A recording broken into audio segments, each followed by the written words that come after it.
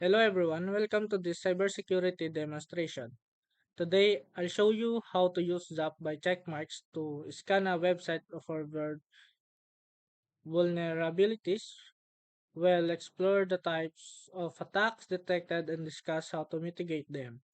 Please note this demonstration is purely for educational purposes, and you should only perform vulnerability scans on websites you own or have explicit permission to test. For this video, I'll be using OBS Studio to record my screen along with my webcam and microphone so you can see my face and my explanation clearly. So bago natin simulan, dapat meron kayong Zap application and then open na natin.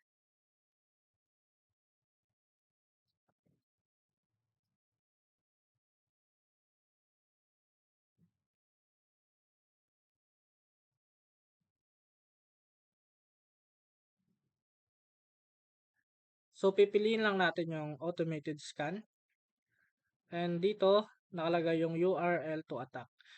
So dito may lalagay yung website na gusto mong i-attack.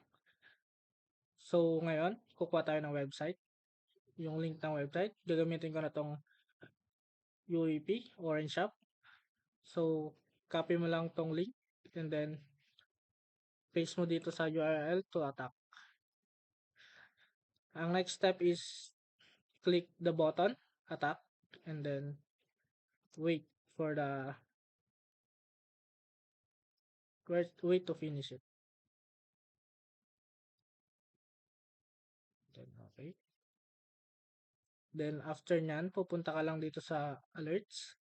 And dito, makikita mo na yung vulnerability ng website.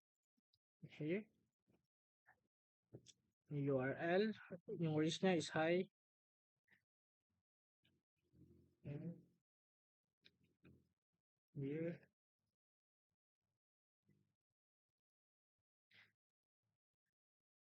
and the solution is please upgrade to the latest version of Bootstrap. And here the references, alert tags and key value.